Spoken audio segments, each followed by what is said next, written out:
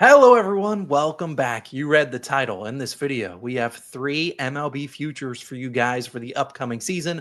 All of them 2 units a piece. If you are new, my name is Austin. As always, we're going to be joined by Logan. And Logan, we're 38 days away from the MLB season coming. Obviously, we're on the NBA All-Star break, so we're trying to figure out some things to bet on. These guys might not have a quick reward, but hopefully these are all three easy winners. But first and foremost, before we dive into our three futures that we love, our favorite three, how are you doing, Logan? You excited for baseball in about a month? Austin, you already know I'm so excited. Like, this is my sport. This is the sport that it is a grind. It is a slog all throughout the season, but it is a rewarding grind most of the time. Obviously, futures bets, they don't pay out immediately, but and sometimes in gambling, you can look at them as sports investments. And I want everyone, when you're watching this video, kind of keep that in mind. You may agree, you may disagree with us, but at the end of the day, we're risking a little bit of units to try to get some at the end of the year.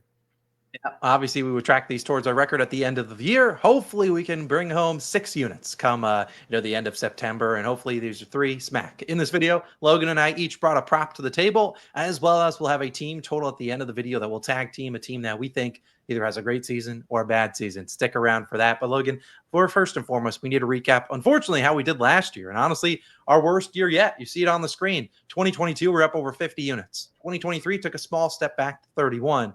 And last year was just a year from hell. I mean, there's no other way to put it. We barely broke even.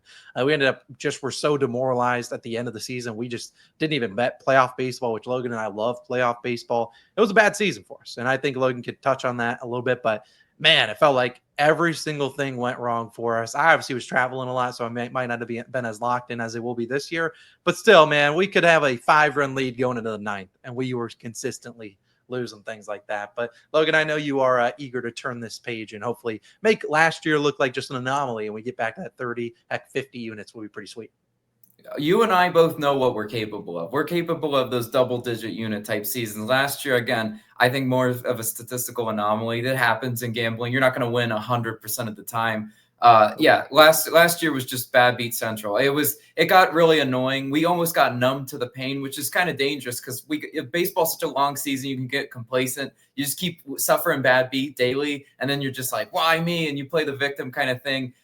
This year, I think you and I are going to be a lot more focused. We're going to just trust our process because we know this sport very well. And I'm really excited to turn things around and have a big year. Yeah, absolutely. Couldn't have said it better myself. And it starts with cash in these futures. And hopefully we can start off the season high and really just never look back. Now, let's dive into our picks, Logan. I'll start with my prop. I do want to put something out there for you guys. You're going to see Logan and I, we both are on unders. Why is that? Because there's a lot more ways to cash some unders than there are to cash some overs. That's obviously clear. As for Logan, he's talking about a pitcher prop. I'm going to be on a batter prop. I'm obviously pitchers. If we're both on FanDuel, if my guy comes up for one plate appearance and he exits with an injury and is out for the year, it cashes there. Some other books might have different limitations in terms of how many innings or pitches they might have to throw. I'm pretty sure most books, non-daily fantasy apps like PrizePicks or Underdog, might have some limitations for how many innings or at bats they have. For unders, there's a lot of ways that can cash in the MLB. So let's dive into things. And I'll start with my player prop, my favorite one of the year. And that is a guy that has a great last name. Let's talk about him. It's Jake Burger of the Texas Rangers. I love his under 28 and a half home runs, minus 106 on FanDuel. As Logan and I said, 2-unit play.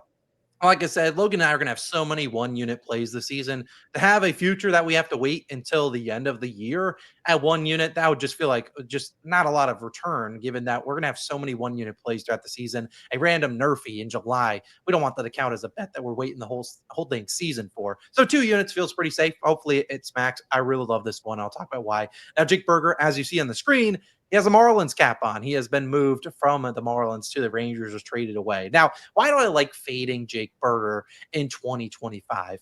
Now, obviously, Jake Burger, if you were to bet his over the last 2 seasons, you'd be looking at him and be like, Austin, this guy's been crushing it. He's had 34 and 29 home runs his last 2 seasons. But largely had a lot of those games with the White Sox batting at the top of their lineup. And then last year, every single game he was with the Marlins batting in the 2, 3, 4, maybe 5 slots. So again, up at the top of that rotation, we know how bad the Marlins were last season.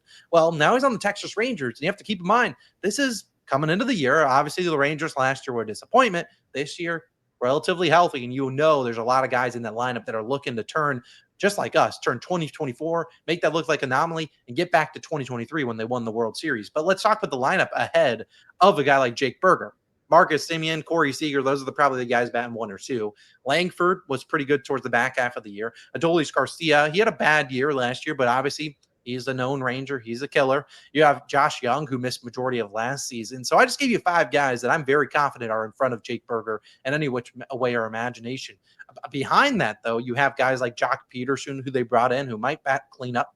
He's a lefty. You also have guys in there coming off the bench like Leody Taveras, Will Smith. You have Duran. They have so many guys in there that really have the opportunity to go out there and steal reps from a guy like Jake Berger, who typically was playing third base for the Marlins, one of the worst third basemen in the league. Obviously, Josh Young's going to play that position this year, but coming in off the bench, like Jake Berger could realistically be batting 7th or 8th in the lineup.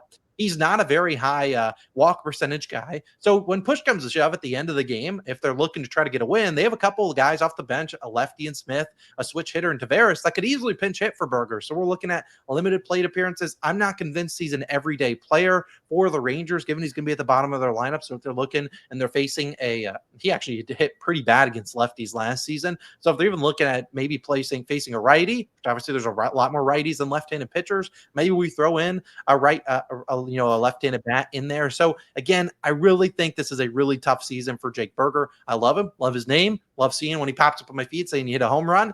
Not this season. We're fading Jake Berger. Our first play of the season is under 28.5 home runs. I'd play it at 27.5.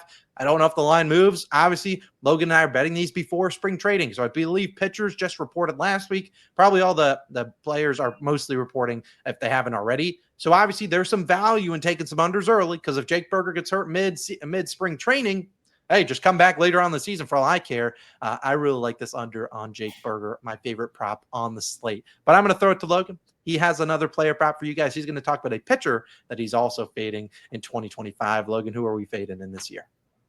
Yeah, so this is a pitcher we backed and faded a few times last year. It's Luis Gil of the New York Yankees, and I'm taking his under 155.5 strikeouts, minus 113 on FanDuel, as you mentioned. Again, all he's got to do is face one batter, and this prop is active, and we can definitely get action on it. This market is also available on BetMGM as well. Something I do want to note there.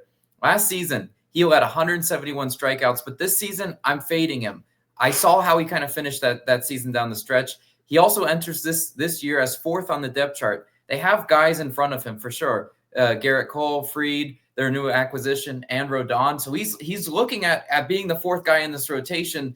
At the end of the day, he really faded towards the end of last season. And Gil's first 11 starts of 2024, April and May, is what I like to call his insanity run, because that's where he really was pitching out of this world. It was so unsustainable. He had a 1.99 ERA, 32% K rate, and his last 20 appearances, 4.76 ERA, 22.6% K rate. His walk percentage remained consistent around 12%.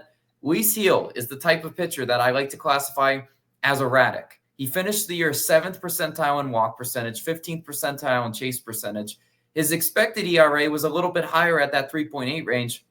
All of these signs are pointing to batters kind of figured him out. He kind of got in his own head. And if you ever watched him pitch, when he's on, he's on. And tip of the cap, he can get it into the double-digit strikeout range. But when he's off, you see the manager on the dugout steps kind of looking like, do I pull him? What do we do here? I will gladly take a strikeout under on a guy I believe is erratic, and a guy I believe the Yankees, he's not leaned upon as much as the 3 guys in front of him in that rotation. It's just simply how it is. He only recorded an out in the 6th inning or later 4 times in 2024, and only once after May. As I mentioned, he's not a guy that normally pitches deep into these games. Again, you're racking up strikeouts maybe in those early innings, but if he's not going to last out all that long, well, then these batters can have their way with him. He's great when he's on, but I'm gonna happily fade Luis Gil and take his under in strikeouts. Love that as my prop. Austin, game pick time though. Yeah, let's talk all about a team that we love. I mean, we love fading Luis Heel, we love fading Jake Berger, but we want to talk about a team, and this is going to be widely available. As Logan said, Heel's available on FanDuel and BetMGM. Both those first two are 2-unit plays. Obviously, we're betting these 38 days before the season starts, so some books might be a little bit slower to roll things out. Like DraftKings has a limited number of guys out there, but again, these team total for wins, it's going to be available on pretty much every single book because those are already out there and ready to go. Obviously, spring training can make a difference in these lines. This team we're betting on, I don't think it makes a huge difference what happens in spring training. Knock on wood. This year, Logan and I are big fans of the Cincinnati Reds. We're taking their team total over 78.5 wins, minus 110 on DraftKings, a 2-unit play. So our 3 plays: Berger under, Luis Heel under, a Reds team total over and wins. Now, last year, and I'm going to talk more about the last year, how they did in terms of the hitting as well. And then Logan's kind of going to tackle their bullpen, tackle the starting pitching, and things of that nature. Now, obviously, the Reds last year, they did not cash this. In 2023, they won 82 games. Last year, only 77.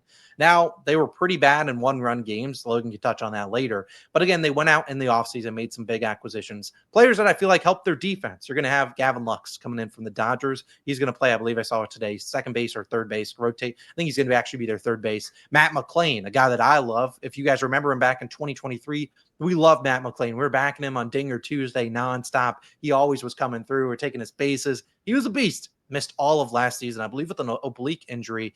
It was a tough miss. He hit 290. He would have been their best batting average guy last year. Missed the whole year. Now they did lose Jonathan India. He's over with the Royals now. They got Brady Singer, which Logan can touch on the starting rotation with Singer. Now Hunter Green obviously back. Nick Lodolo back healthy, and guys like that. Again, they brought in Austin Hayes, Trevino off the bench as well. So really bolstered up their defense, in my opinion, which we're still going to need Ellie De La Cruz to field the baseball. So he's their shortstop. We need you to not throw it 900 miles an hour. We need simple plays. But last year, Reds were pretty mediocre on offense. They were only 15th in batting average with runners in scoring position, had some underlying metrics, which said they got a little bit unlucky. We know Ellie De La Cruz led the league in steals. We expect him to be back up near that. We expect better years from obviously Matt McClain, who didn't play last year, TJ Frito, who could bat leadoff for them. He had a pretty down year. Spencer Steer had a pretty down year. A lot of the young guys like CES and some of the younger guys that you expected big things from didn't really hit too well last season. I think you'll see an uptick in De La Cruz being a little bit better. Obviously, now his second full season in the majors. Last year, we saw his K percentage dip by 2.5%.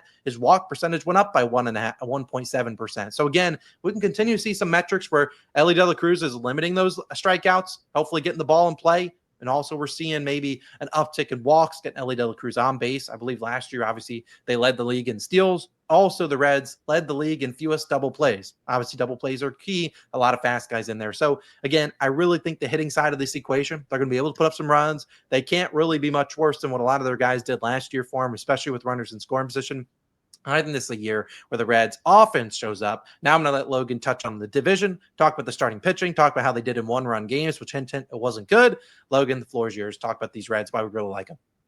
Yeah, why are we buying stock in the Reds? You have to really kind of see a pathway to how they'll improve from year to year. And again, this was a team that I backed several times in good spots last year, and they were profitable on the season. Though I think they take a big step forward. It starts with this division where you have to take care of these teams because these are the bulk of your schedule is going to be against the Cubs, Cardinals, Brewers, and Pirates. Last year, they had the Cubs number. They won the season series 8-5 against the Cubs. The Cubs, I think, are going to be in a more improved team. So the fact that they can kind of, keep it consistent with the Cubs, I think that's a big mark there. 7-6 against the St. Louis Cardinals. Two of these teams I'm going to classify in the division as sellers. Cardinals are one of them. The fact that they kept that season series close and even slightly won it, I love to see that. Where they really kind of struggled was against Milwaukee, which is understandable because the Brewers, I think, are still the best team in this division. We'll see how they kind of stack up against Milwaukee this year. But last year, they were only 5-8 against the Pittsburgh Pirates. That's not all that great because the Pittsburgh Pirates are the second team in this division I look as a likely seller at free agency. I don't think the Reds are going to be sellers. They have a lot of young talent. They know you got to get these guys early on in their contract years. And I think the Reds are going to really go for it. I think the Cardinals and Pirates, likely sellers. And then also, Austin, you mentioned how bad the Reds were in one-run games. They were 15-28 in one-run games. The only team with a worse win percentage in one-run games was the Chicago White Sox. Terrible. And the Chicago White Sox are projected to be another historically bad team this year. We'll see how that works out. But again, when you're not winning those one-run games, those are tough. Those are rip your heart out kind of things. I think the Reds, obviously, by law of just statistics, they will be better this year. Last season, Cincinnati, we'll talk about bullpens too, 18th in bullpen ERA. They really addressed that in the offseason. Now, baseball is an interesting sport. If you've never bet it before, they're starting pitchers. And those are the ones, when you're looking at the betting lines, their names will be listed with the action. It makes sense. It makes sense that gets a lot of the focus, but the bullpen is not talked about enough, because that's where you'll feel like you have about one, the team will have a 3 to 4 run lead, and before you know it, the bullpen comes in and sells you.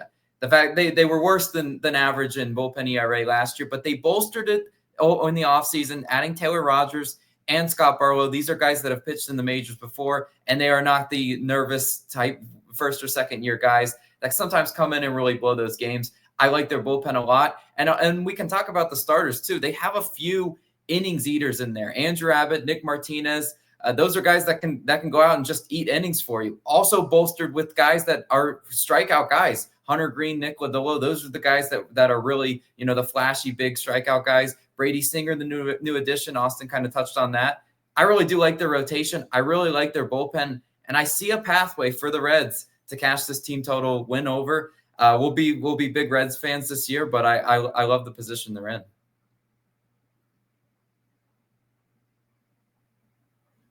You're on mute. They got Graham Ashcraft as well as a long-term reliever too in there, and he's obviously pitched a good amount. So, look, and Julian Aguilar. This is a team that's got a lot of different guys in there that really feel like can win them some games. Last year, Logan, like I said, 15 and 28 in one-run games. Going in there, improving the bullpen. We don't need them to win a lot more than they did last year. Heck, go 17 and 26 in one-run games, and we cash our bet as of last year. So, again, we really like the Reds. To recap our 3 picks, Jake Berger under 28.5 home runs, Luis Gil under 155.5 strikeouts, and the Reds team total over 78.5 wins. All 3 are 2-unit plays, total of 6 units risked. Obviously, if you want to parlay them together, you certainly can.